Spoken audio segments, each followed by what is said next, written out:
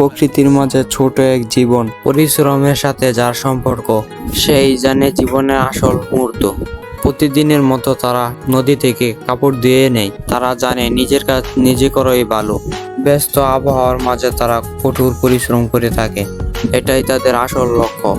খাবার তৈরি করার জন্য খামার থেকে ডিম সংগ্রহ করে থাকে। যে কোনো খাবারই তারা ডিম ব্যবহার করে থাকে।